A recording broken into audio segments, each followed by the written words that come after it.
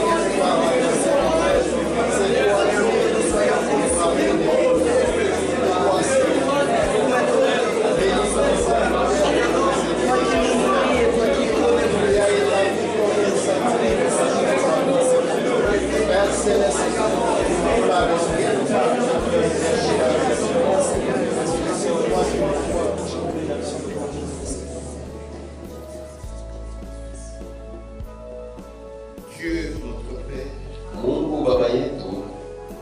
nous réalisons l'amour que tu nous as manifesté.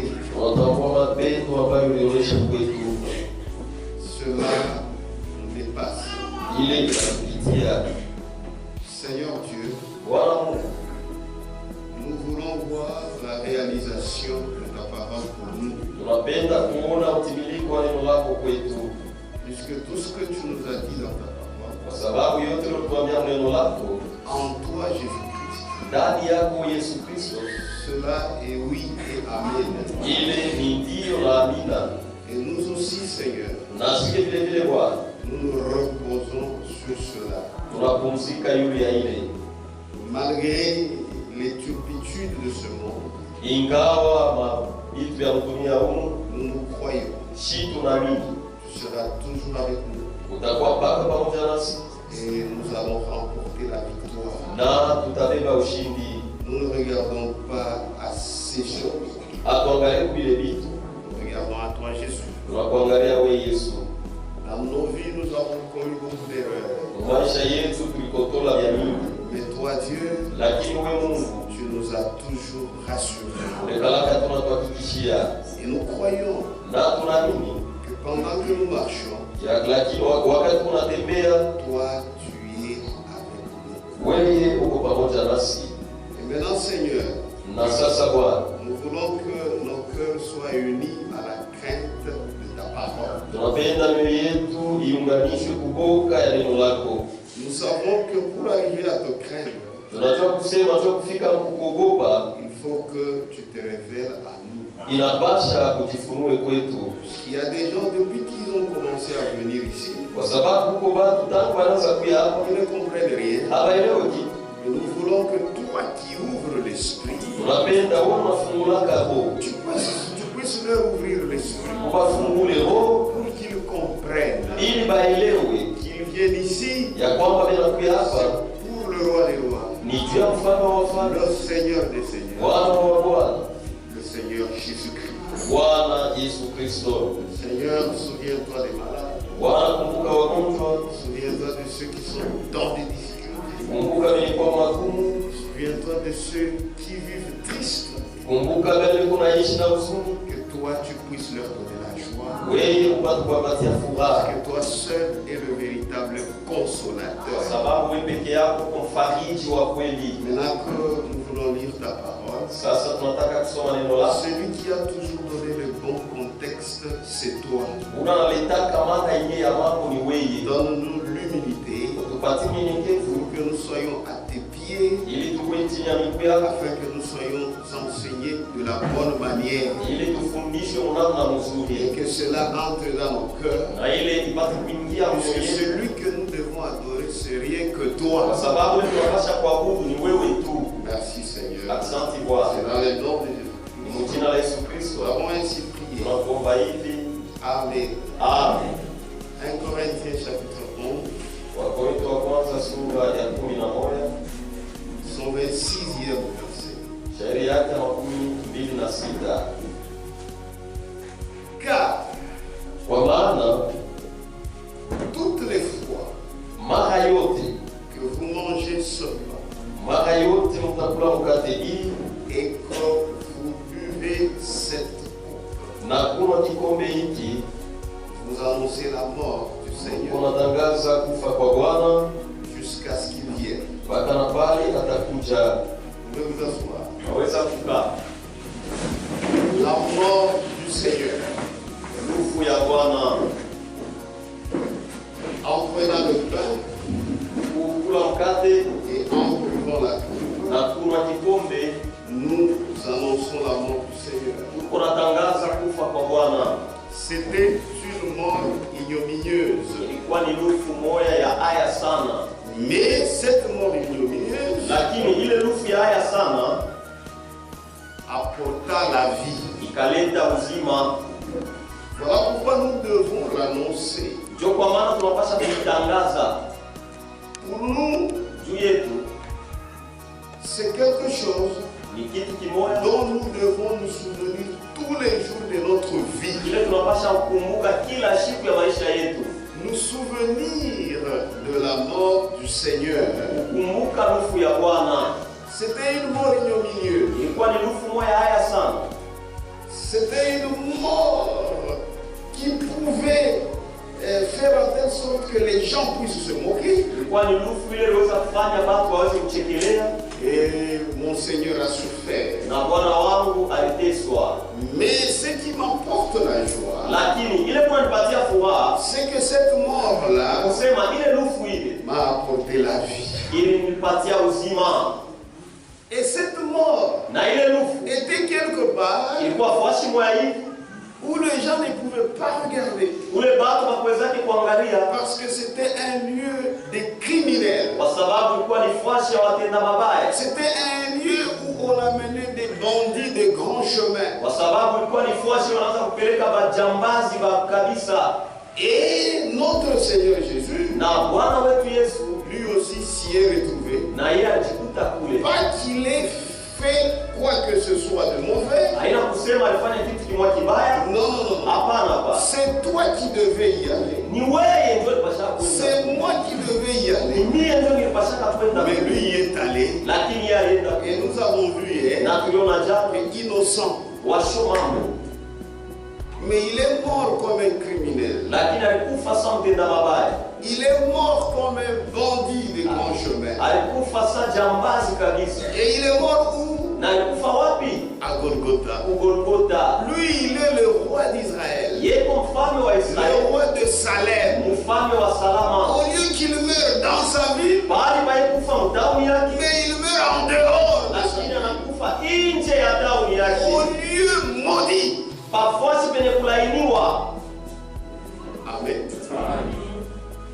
Et on l'a tué là-bas. Na akamua kule. Mais cela ne peut pas seulement nous apporter de la tristesse, Lakini ila haiwezi kutuletea huzuni, ne peut pas seulement nous haiwezi apporter de kutuletea la tu tristesse, huzuni, mais cela nous apporte aussi de la joie. lakini kutuletea tena furaha, Parce que kwa sababu la mort, lufu c'est mauvais. ni mbaya. Je vois comment mon Seigneur a souffert. Naona namna kalibwana wangu Je anateswa, vois comment mon Seigneur meurt. naona namna kalibwana wangu yuko Ça na m'apporte de la tristesse. inaniletea huzuni, Mais je comprends pourquoi il est mort. lakini naelewa juu ya nini Je comprends anakufa, pourquoi il a souffert. naelewa juu ya nini anateswa. Voilà pourquoi ça m'amène la joie. Ndio kwa maana niletea furaha. C'est pourquoi quand nous prenons ce pain, Ndio kwa maana wakati kuna kule ile nous mkate buvons la coupe, na kunywa kikombe, il y a des sentiments mélangés. kuko mania ya kuchangana, C'est la tristesse, ni huzuni, puisque je vois la mort de mon Seigneur. kwa sababu naona lufu ya Bwana wangu, Mais c'est la joie, lakini ni furaha parce que je suis sauvé kwa sababu naokolewa par cet acte-là, kupitia hiyo tendo. dont les deux sentiments sont mélangés. Basi ile mania mbili tristesse, huzuni c'est la mort. ni lufu, Mais lakini cette mort ile lufu m'apporte la vie. inaniletea uzima. Cette mort Ile lufu m'apporte le salut. inaniletea wokovu. Amen. Amen. Hier, nous avions parlé de la croix. Jana tulisemea juu ya msalaba. Nous avons vu que la croix Tuliona ya kwamba msalaba existait avant Jésus, ilikuwaka hapo mbele ya Yesu, mais ça n'avait sauvé personne. lakini haikukuwaka hata mtu Puisque mmoja, les gens qui allaient mourir, kwa sababu watu wale wanataka c'est leur péché qui les y amenait. ilikuwa ni mazambi yao ndio wanataka kupeleka kule, Parce qu'ils avaient commis des choses. kwa sababu walitendaka mambo Et ils méritaient leur mort. na walikuwa wanastahili lufu yao. Mais s'il y a celui qui n'a rien fait, Lakini kuko ule sikufanye kitu, mais il s'est retrouvé là-bas. lakini akajikuta kule, Et nous comprenons, na tunaelewa c'est ton péché. ni zambi yako, C'est mon ni péché. zambi yangu, C'est ton crime. ni matendo yako mabaya, C'est mon ni crime. matendo yako mabaya, Et tu continues même à commettre aujourd'hui. na hilo kunaendelea kuifanya hata leo. C'est ce qui avait amené Jésus là-bas. Ndio ile ilipelekaka Yesu kule, Et il a souffert. na aliteswa Et il est mort. na alikufa. C'était à une croix physique. Ilikuwa ni kumsalaba ya kuonekana hivi, C'était à deux bois ilikuwa ni kumiti mbili disposés transversalement. panga ya kunyoroka na ingine walipitisha pakati, Mais ce bois-là lakini ile mtu ne m'a pas apporté la vie. haikuniletea Mais uzima, c'est le Jésus lakini ni Yesu qui m'a apporté la vie. ndio aliniletea uzima. Pourquoi nous avons dit, Ndio kwa maana tulisema nous n'adorons que Dieu. si tunabuduaka tu ni Mungu. Amen. Amen. Nous sommes dans la Sainte Église. Sisi tuko kanisa takatifu, Nous disons la Sainte Église tunasemaka kanisa takatifu puisque Jésus y est. juu Yesu kwamo. Si Jésus n'y est pas, Kama Yesu anamo, ce n'est pas un lieu saint. haina nafasi takatifu ile, Puisque nous y venons, kwa sababu c'est tunakuja pour adorer Jésus. kwa kumwabudu Yesu. C'est pourquoi Ndio kwa maana notre salut wokovu yetu n'est pas la croix. haina Notre msalaba. salut, Wokovu c'est yetu cet homme ni yule mtu qui est mort sur la croix. alikufa kwa msalaba. Regardez comment Simeon disait en son temps. Muone vile Simeoni alisemaka wakati wake. Luc chapitre 2, Luka sura ya pili verset 29. shairi ya 29. C'était un homme qui était averti par Dieu Ni mtu alikalamshwaka na Mungu qu'il ne mourrait pas sans voir le Seigneur Jésus. ya kwamba sitakufa bila kuona Bwana Yesu. Et ce jour-là, il était divinement averti. Na ile siku alikalamshwaka na Mungu Il était poussé par le na Saint-Esprit. alisukumwaka na Roho Mtakatifu. Comme les parents apportaient le petit enfant Jésus Sasa vile wazazi wanamletaka mtoto Yesu pour accomplir à son égard ce qu'ordonnait la loi. ya kutimiza juu yake ile amri ilikuwa nasema. Maintenant, au verset 29, Sasa shairi ya 29 même au verset 28, hata shairi ya 28 il le reçut dans ses bras, akampokea mikono yake, bénit Dieu akabariki Mungu et dit, na akisema, maintenant Seigneur, sasa Bwana, tu laisses ton serviteur s'en aller en paix, acha mtumishi wako aende kwa salama selon ta parole. kufuatana na neno lako, Car mes yeux ont vu ton salut, kwa maana macho yangu inaona wokovu wako, salut que tu as préparé wokovu uliotayarisha devant tous les peuples. ya watu wote. Dans ses mains, Mikono yake il avait le petit Jésus, alikuwa na ule mtoto Yesu, le bébé ule Jésus, mtoto mchanga Yesu, et il se réjouissait. na alikuwa na furaha. Maintenant, Seigneur, Sasa Bwana, tu laisses ton serviteur acha mtumishi s'en wako aller en aende paix kwa salama selon ta parole. kufuatana na neno Car lako, mes yeux kwa maana macho ont yangu vu ton salut. inaona wokovu wako. C'est-à-dire le salut, Maana yake wokovu c'est Jésus. C'est lui le salut. Yesu ndio wokovu. C'est pourquoi il devait monter à la Kwa croix maana alipasha kupanda msalaba pour libérer ce ya salut-là. kupatia ile wokovu. Amen. Amen. Lui-même est le salut Ye moya ni wokovu et lui-même il est la lumière. na ye moya eko nuru. Le verset 32. Leo 13 Lumière nuru pour éclairer les nations.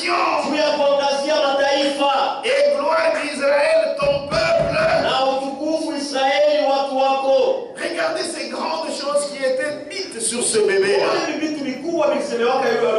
Son père et sa mère étaient dans l'admiration des gens. On disait de lui. Ça, ce n'était pas n'importe quel bébé. C'était le salut. Le salut. Et puis la lumière des nations. Donc notre salut n'est pas la croix. Notre salut, c'est cet homme qui a donné sa vie à la croix. Amen. Maintenant, le seul moyen de libérer ce salut, c'était par la mort. Le bon berger donne sa vie pour ses brebis. C'est comme cela qu'il devait faire. Mais là, pourquoi la mort? Amen. Est-ce qu'il n'y avait pas un autre moyen? C'est seulement la mort. Et pourquoi la mort? C'était pour répondre à l'exigence de la loi. Oui, l'exigence de la loi. Et l'exigence de la loi, c'était que chaque péché méritait un châtiment. C'est-à-dire l'homme qui avait péché,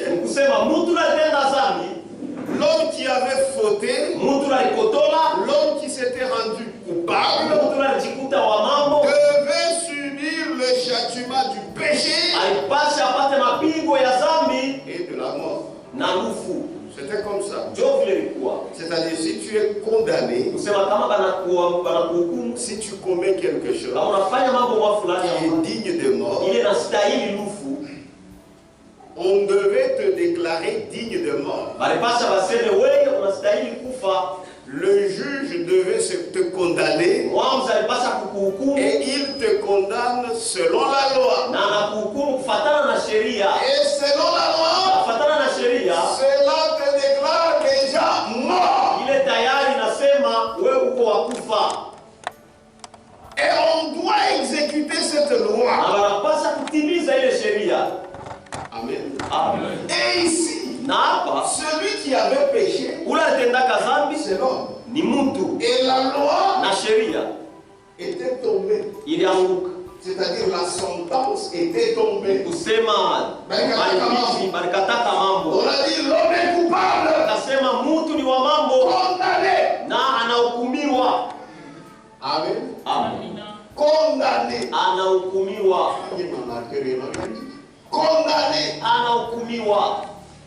Et condamné à mort. Pas condamné seulement pour être emprisonné. C'est condamné à mort. Et la mort devait s'en suivre. Que Dieu vous bénisse. Condamné à mort. Et c'est fini. Pour Dieu, quand il dit, cela doit toujours s'accomplir. Condamné à mort. Et la mort doit venir. Et Dieu savait que c'est ce qui devait être. La mort court pour frapper l'homme. Puisqu'il a déjà dit. Et ce que Dieu a dit va s'accomplir. Donc il n'y avait pas moyen de l'arrêter.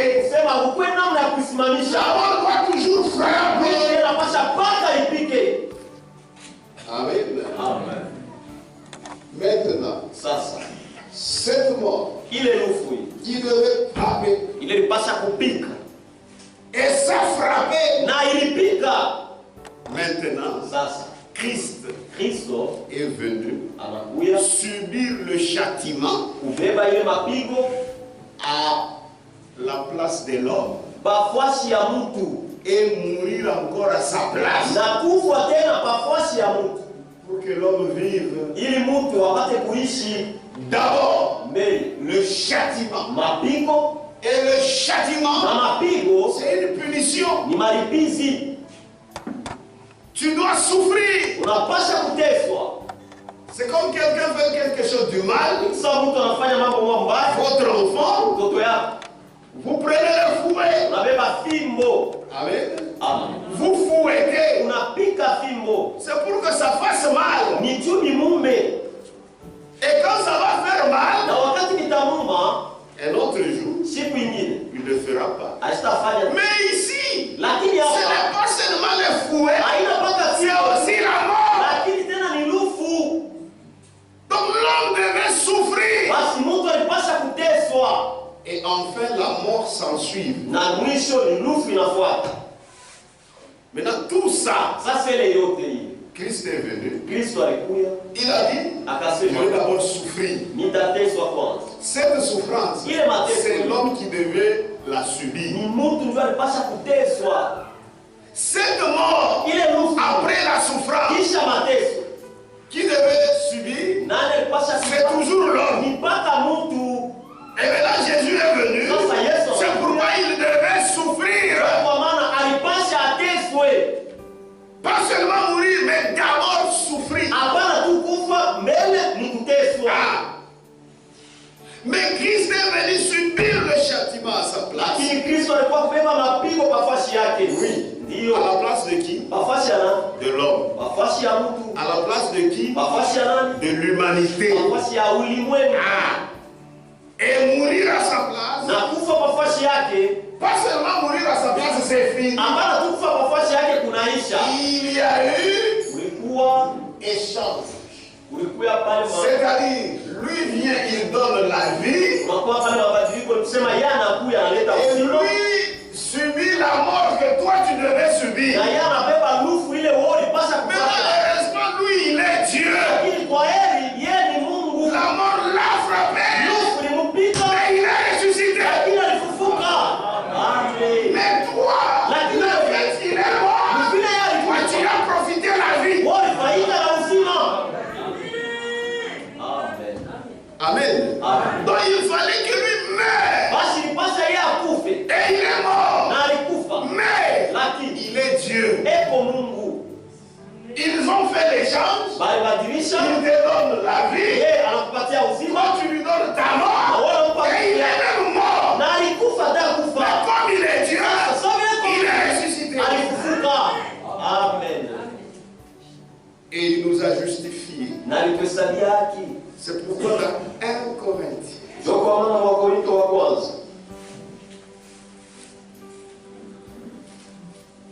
Amen. 1 Corinthiens chapitre 15. Le verset 3. Je vous ai enseigné avant tout, comme je l'avais aussi reçu, que Christ est mort pour nos péchés, selon les Écritures. Il n'est pas mort comme tous les autres criminels. Chaque criminel est crucifié à la croix pour ses propres péchés. Mais lui, Christ, il est mort pour nos péchés, selon les Écritures. Maintenant, toi, quand tu meurs, c'est selon quelle Écriture?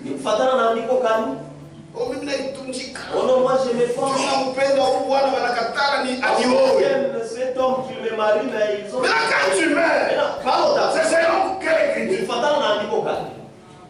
Lui, Christ est mort. La Bible dit, pour nos péchés, selon les Écritures. Amen. Maintenant, toi qui meurs, parce que les soucis de la vie te dépassent. Maintenant, quand tu meurs, Tu es maudit. Mais lui, Christ est mort pour nos péchés, selon les Écritures. Que Dieu vous bénisse. Là-bas, ceux-là qui mouraient pour leurs péchés. Mais un jour, quelqu'un est sorti de Jérusalem pour aller à Golgotha, au Calvaire, et il est mort pour nos péchés. C'est ce jour-là qu'un innocent est mort pour accomplir une mission. C'est-à-dire prendre le châtiment qui devait tomber sur l'homme.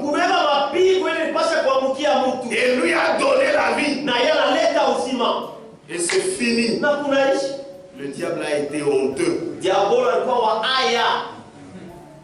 Puisque maintenant, la vie pouvait régner si l'homme croit. Amen. C'était cela. C'est pourquoi, avant Jésus, j'insiste encore, les gens mouraient à la croix comme des bandits. Et aucune croix n'avait donné la vie. Mais ces jours-là, quand Jésus-Christ est allé là-bas à Golgotha, sa mort nous a donné la vie. Donc ce n'est pas ce bois-là, la croix qui sauve, mais c'est cet homme Jésus qui est le salut et qui libère le salut. C'est pourquoi l'essentiel, c'est la souffrance et la mort de Jésus. Puisque ces souffrances, c'est toi qui devais les subir. La mort, c'est toi qui devais les subir. Mais il est venu. Il l'a fait pour toi. C'est ce que nous avons toujours lu dans Isaïe. Là, on parle de la souffrance. On parle de la mort. C'est ce qui est essentiel. Puisque si Jésus était venu maintenant, il ne devait pas mourir à la croix. On devait le tuer selon la technologie d'aujourd'hui. Il devait être sur une chaise électrique. Mais l'essentiel, il a souffert et il est mort pour libérer les saluts. Amen. Il ne faut pas avoir la foi des catholiques. Même si tu as cette croix, où Jésus était crucifié, c'est toi qui gardes ça. Tu adores même ça. Si tu meurs, tu iras en enfer. Ésaïe 53. Isaya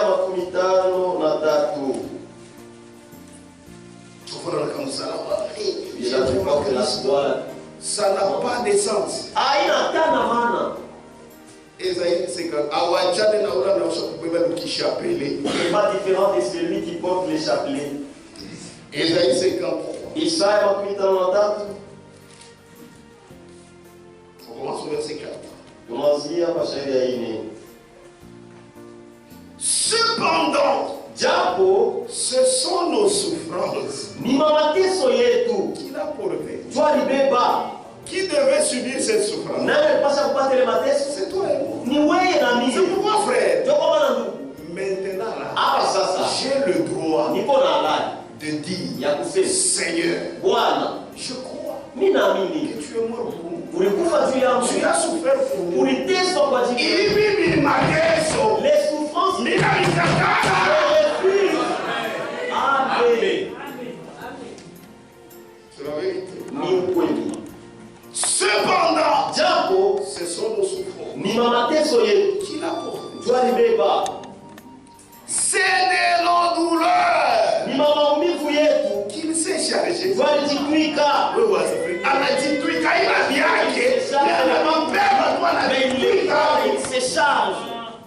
il te libère toi. Quand il se charge là, wewe anakutia huru. C'est toi qui avais ça. Ni wewe ndio ulikuwa nayo. Tu étais en train de continuer sous le poids de ça. Pas bouger. Lakini anakuya. Il se charge de ça. Anajitwika ile mateso yako. C'est pour la question. Maintenant, pourquoi tu souffres? Amen. Amen. Cependant, japo ce sont nos souffrances ni mateso yetu qu'il a porté. Twalibeba. C'est des non-douleurs Ni maumivu yetu qu'il s'est chargé. Twalijitwika. Et nous l'avons considéré comme puni. Na tulimwona sawa mwenye kuapizwa. Oh, lui n'a rien fait. Yesu kufanya kitu. Un innocent. Mtu asio mambo. Mais au lieu de comprendre que lakini baada ya kuelewa ya kwamba il s'est chargé alijitwika de mes douleurs. Maumivu yangu. Mais on les considère comme punis. Anamwona sawa mwenye kuapizwa. Comme frappé. Mais il n'a rien fait. Lakini asikufanye kitu. C'est toi. Ni wewe. C'est la vérité. Ni ukweli. Et nous l'avons considéré comme puni. Na tulimwona sawa mwenye kuapizwa. Frappé de Dieu. Kupigwa na Mungu. Et humilié. Na mwenye kupatishwa haya. Si tu es le roi d'Israël, kama kwa mfano wa Israeli, descends de la croix. Shuka kumsalaba.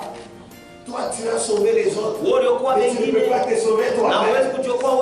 S'il pouvait comprendre, il ne dirait pas ça. Amen.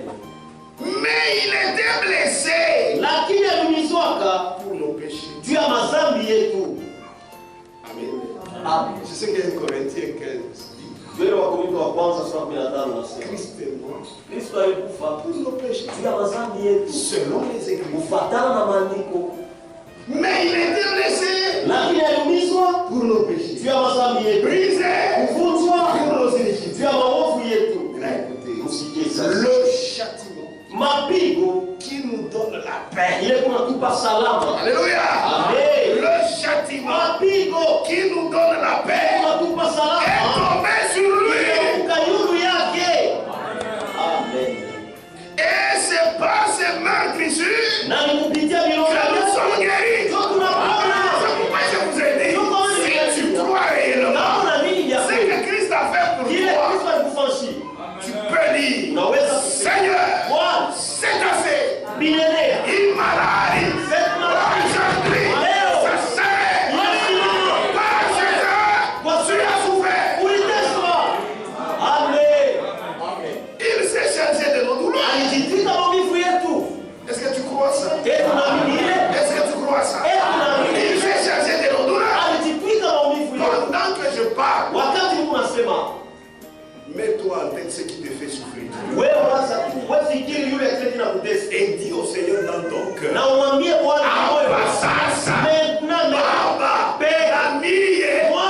profitez de ma douleur. Amen. C'est la vérité. Le châtiment qui nous donne la paix est tombé sur lui. S'il ne pouvait pas prendre ça, on devait souffrir. Nous devions toujours ployer sous le poids de la souffrance. Oui. Mais lui a pris ça pour que nous soyons légers. Le châtiment qui nous donne la paix est tombé sur lui. Et c'est par ces meurtrissures que nous sommes guéris. Vous voyez ces meurtrissures là, on prend la couronne d'épines, on place sur sa tête, et les temples saintes de notre Seigneur commencent à couler du sang.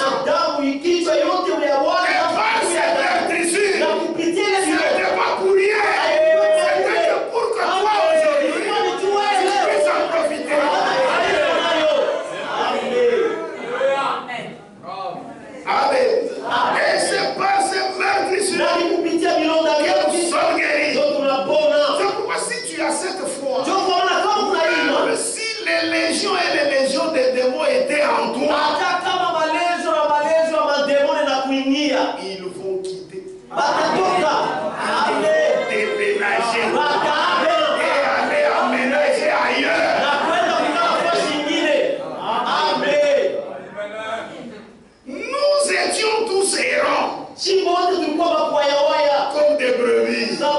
kondoo. Celui-ci va se devient le fanatique des hommes. L'homme ne fera rien pour toi. Mets ta foi en Dieu. C'est pourquoi les dénominations valatesoaka ça.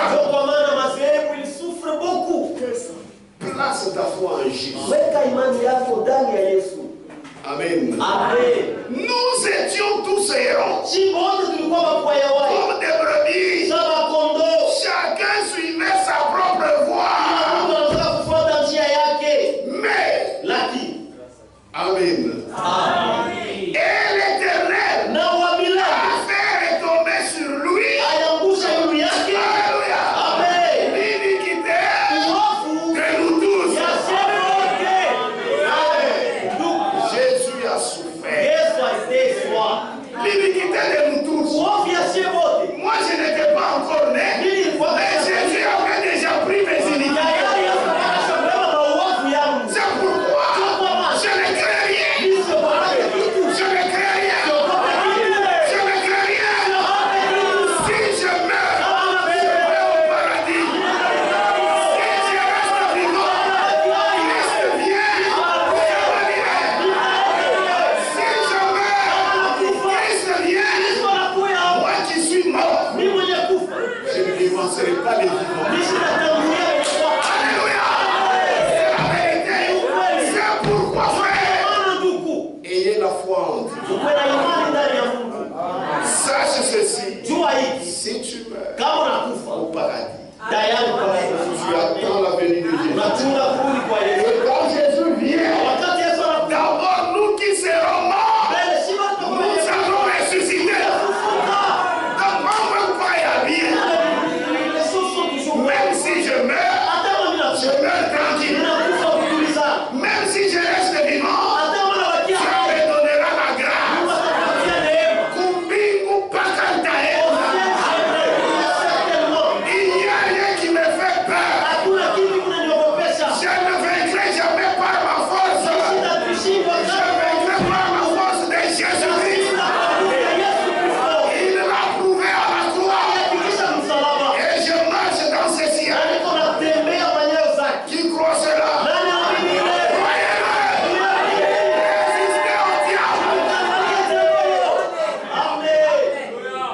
C'est la vérité. Jésus-Christ nous a donné la garantie de là où nous voulons aller. C'est pourquoi croyez véritablement. Si tu crois véritablement, personne ne peut t'intimider. Anako. Parce que ce n'est pas lui qui est mort pour toi. C'est lui qui est mort pour moi. Il m'a ouvert le chemin. C'est Jésus-Christ. Amen. C'est la vérité. Nous étions tous errants. Comme des brebis. Chacun suivait sa propre voie. Et l'Éternel a fait retomber sur lui l'iniquité de nous tous. Même de toi qui te l'écris. Avant que tu ne sois là, ton iniquité est tombée sur lui. Est-ce que tu crois cela? Est-ce que tu crois cela? C'est pourquoi Jésus-Christ ni mtu wa kuheshimia. Tu ne peux pas mettre Branham à sa place. Tu ne peux pas mettre un prédicateur à sa place. Si tu le fais, tu es fou. Amen. Il a été maltraité et opprimé. Déçoit. Opprimé, c'est oppression. Il a été maltraité et opprimé. Ça me chiquille. Écoutez maintenant. Juste pour te sauver, toi. Puisque pas de tout comme là, s'il avait osé pour résister. Qui pouvait lui résister? Personne. Il n'a point ouvert la bouche. S'il pouvait. Allez, sortez. Sa parole devait s'accomplir. Mais ça, ça m'y est dans. nous ne serions pas sauvés. Et il n'a point ouvert la bouche. Nasi kufungule kama kinywa. Semblable à un agneau. Wafanana na kondoo. Semblable à un agneau. Mwenye kufananishwa na kondoo. Qu'on mène à la boucherie. Ule leko napeleka kufasha kuchinja. À une brebis muette. Na kondoo bubu. Devant ceux qui l'attendent. Mbele ya wale na mnyoa wa manyonya. Il n'a point ouvert la bouche. Asikufungule kamwe kinywa. Vous connaissez la mission qu'il accomplissait. Aliwaka kazi alikuwa anatimiza. Même toi. Hata wewe. Si tu comprends la mission que tu as accomplie pour Dieu. Kama unaelewa kazi ile unafanyia Mungu. Hautakuwa na fujo. Tu seras une bonne chrétienne. Tu seras un bon chrétien. Tu seras un bon mari. Tu seras une bonne femme. Puisque tu connais ta mission. Mais si tu ne connais pas ta mission, tu vivras comme n'importe qui. Amen. Amen. Il a été enlevé.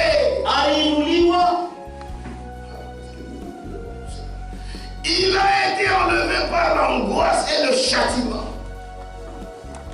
Alitoshwa kupitia huzuni na mapigo. Amen. Amen. Et parmi ceux de sa génération, na katikati ya wale wa kizazi yake, qui a cru?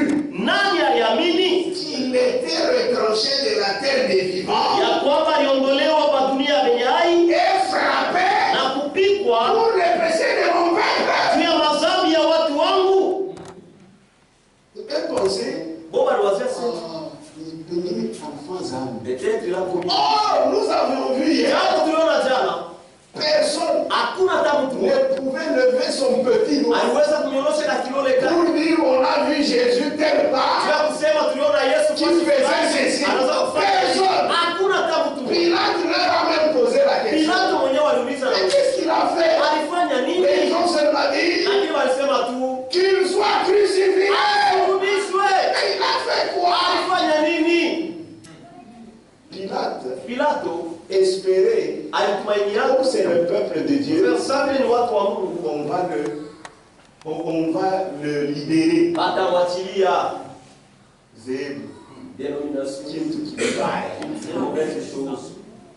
Que Dieu bénisse. Maintenant, imaginez-vous, cet homme Jésus, la Bible dit, il allait ici et là pour faire du bien. Mais ces jours-là, les gens l'ont trahi, l'ont abandonné. Il n'a rien fait. Si tu n'as rien fait, les gens commencent à te persécuter. Tu commences à mais sois comme ton Seigneur. Amen. Sois comme ton Seigneur. Amen. Ne dis rien. Laisse à Dieu d'agir. Et il agira. Amen. Qui a cru? Il était retranché de la terre de vivant. Il frappé pour le péché de mon peuple. Ainsi, après avoir lu ça, il y a la souffrance. On parle même de la mort. Ici, on ne cite même pas la croix. Parce que l'essentiel, c'est cet homme Jésus. Il souffre et il meurt. Amen. Amen. Amen. Ainsi, nous avons la deuxième signification de la croix. La croix, ce sont les souffrances que Christ a subies. Et la mort dont il a été frappé pour nous sauver, nous donner la vie. C'est pourquoi aujourd'hui, quand on parle de la croix, frère Franck dit, il ne s'agit pas de se voir. Il s'agit des souffrances et de la mort de Jésus-Christ. C'est pourquoi il dit encore, il n'est même pas nécessaire de porter la croix. On le crucifie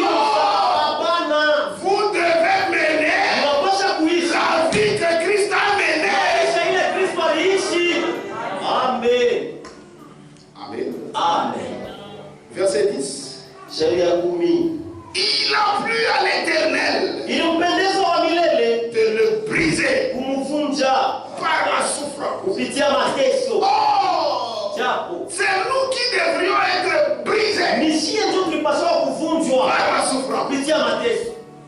Mais il a plu. Lakini Vous savez pourquoi il a plu à Dieu? unajua tu ya nini umpendeza Brisé kumvunja par la souffrance. kupitia mateso? Parce pour que Ni juu nous nous soyons sauvés. si tupate kuokolewa. Amen. Il a plu à l'Éternel Ilimpendeza wa milele de le briser kumvunja par la souffrance. kupitia mateso. Ça. Amen. Ce qu'il a fait, Ila alifanya les souffrances, mateso, la mort, lufu. c'est comme lui-même a dit. Iko sawa yeye alisema, Si le grain de blé kama mbeko ya ngano ne meurt, haikufe, ne tombe en terre et ne meurt, udongo na haikufe, il reste seul. iko na baki peke yake. Mais s'il meurt, Lakini kama inakufa il y en aura plusieurs. utakuwa ya mingi. Signor Villers. C'est ça. Amen. Maintenant, Sasa quand il était à la croix, wakati alikuwa msalaba il travaillait. alikuwa anatumika, C'était son travail. Il était en travail. alikuwa ni Pour mkazi que toi et moi ili wewe na mimi soyons là. upate kuwako. Amen.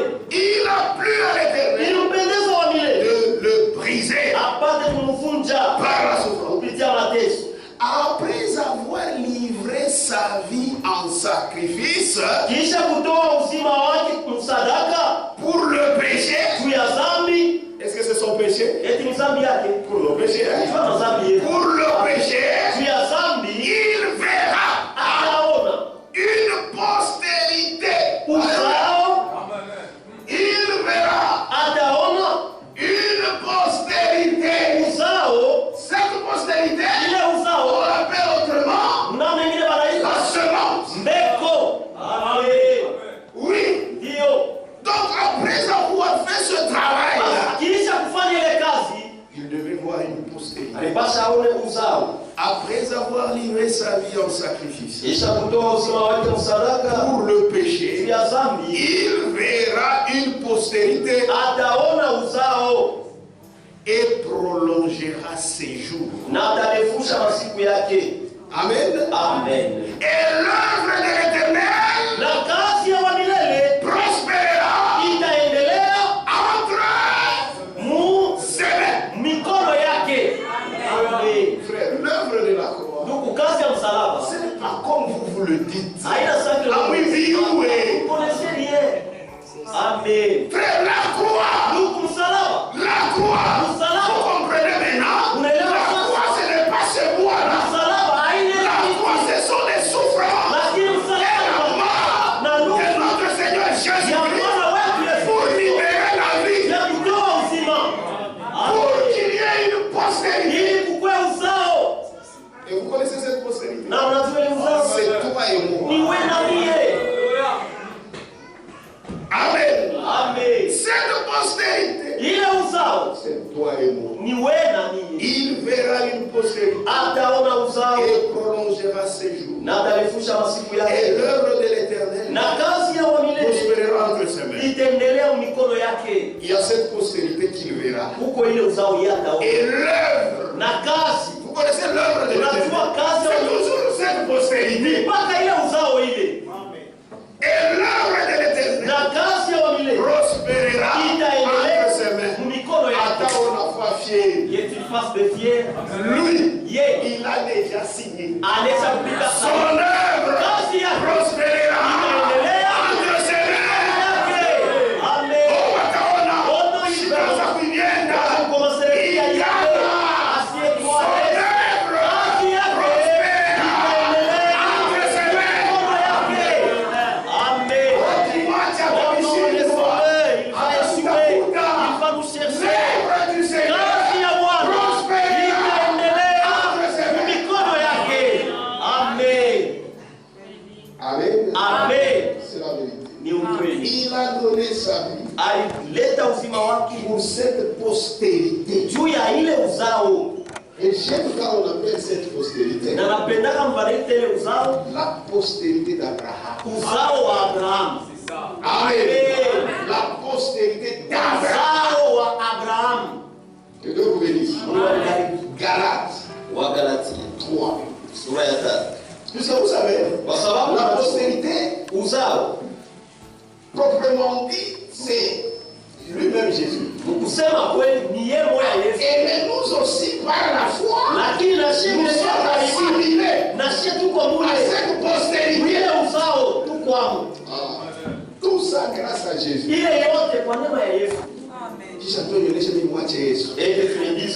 Jamais je vais t'abandonner toi.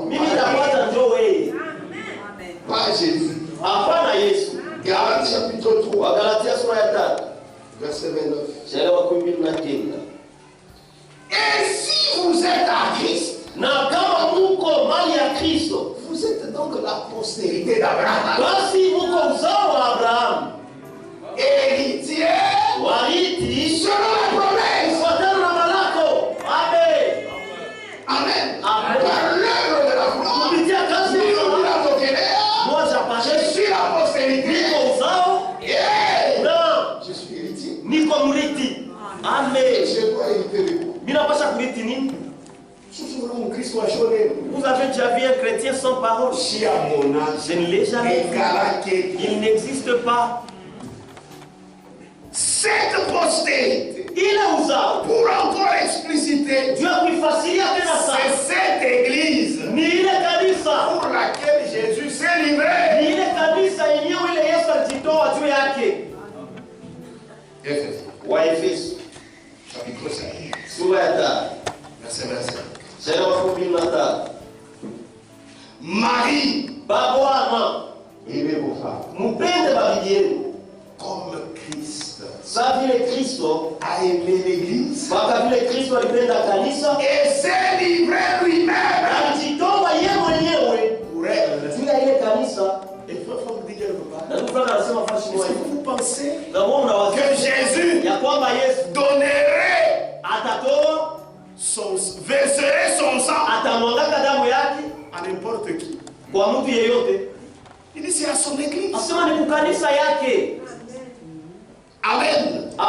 Marie, aimez vos femmes comme Christ a aimé l'église et s'est livré lui-même pour elle. Frère, ce n'est pas de la blague.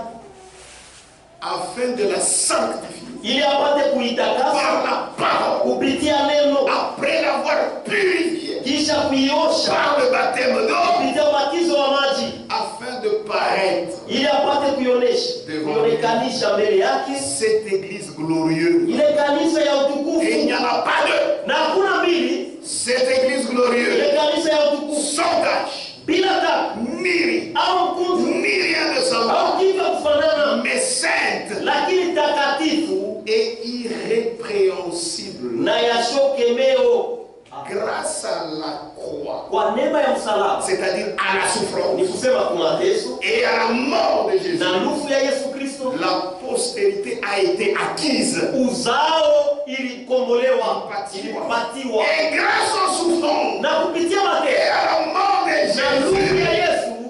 Alléluia. Amen. C'est-à-dire grâce à la croix, Kusema kwa neema ya msalaba, l'héritage urithi est rendu aux croyants. imepewa kuaminifu.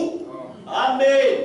Amen. Amen. Tout ce qui nous est promis dans la parole Yote yenye kutulakiwa uneno en Jésus-Christ, ndani ya Yesu c'est Kristo oui ni ndio et amen. na amina.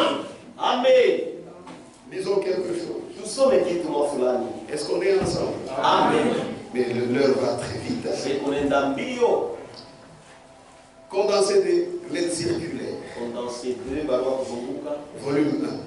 volume 1, Page 288. darasa 288. Amen. Amen. Nous avions vu Golgotha. Tuliona Golgotha. Amen. Amen. Nous avions dit Golgotha. Tulisema Golgotha C'est ça Calvaire. ndio Kalvari. Golgotha, Golgotha c'est de l'hébreu. ni Mkiebrania. Calvaire, Kalvario c'est du latin. Mkilatino. Calva, Kalva qui veut dire crâne. maana yake kabungushi. Cette traduction que les catholiques avaient faite Ile du ugeuza latin, wa Katoliki, c'est-à-dire ils ont traduit en latin. Parce que le Nouveau Testament a été en grec, on en a parlé hier. Kwa sababu agano jipya kwa Mkiunani tulisemea jana. Avant Golgotha, Mbele ya Golgotha, ni lettre circulaire, il y a le 15 septembre 1978. 15 septembre 1978.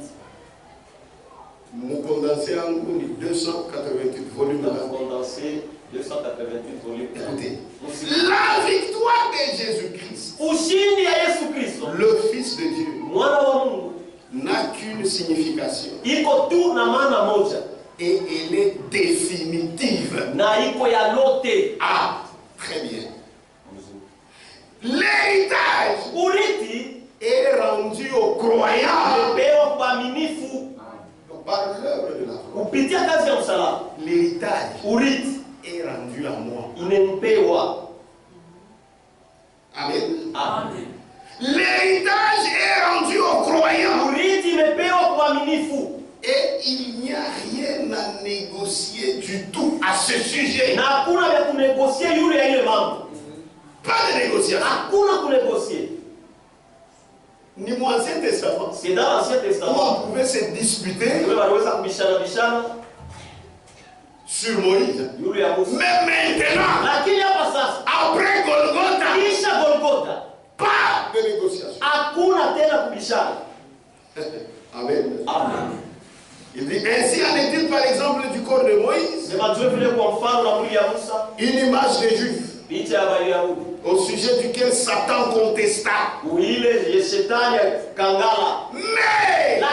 depuis que Christ est mort, alléluia, enseveli et ressuscité d'entre les morts, et que son corps a été transmué et a revêtu l'incorruptibilité, il n'y a plus de négociation possible.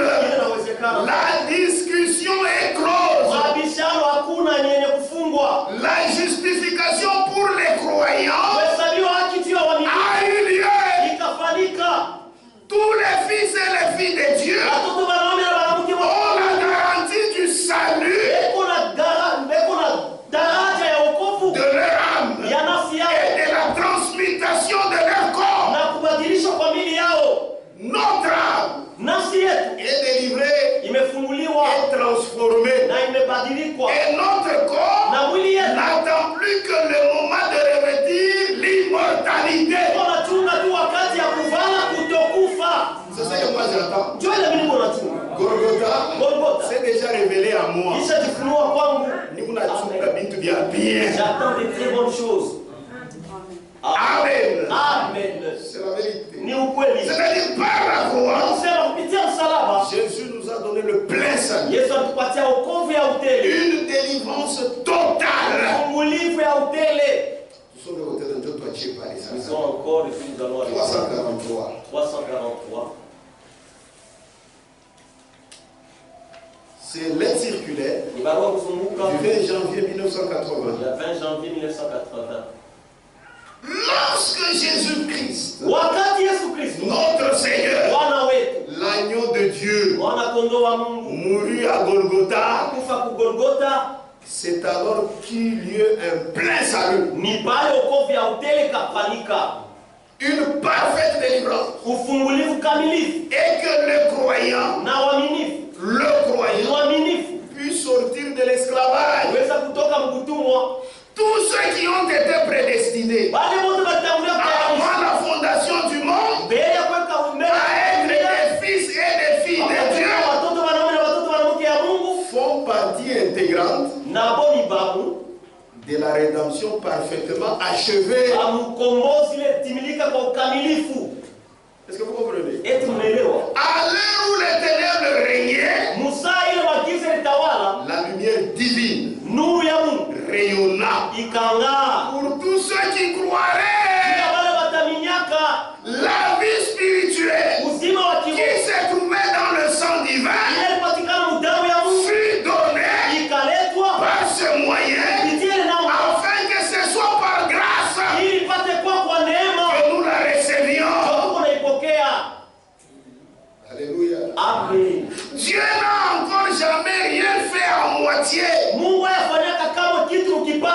ce qu'il fait est parfait. À ses yeux, l'Église est déjà parvenue à son achèvement.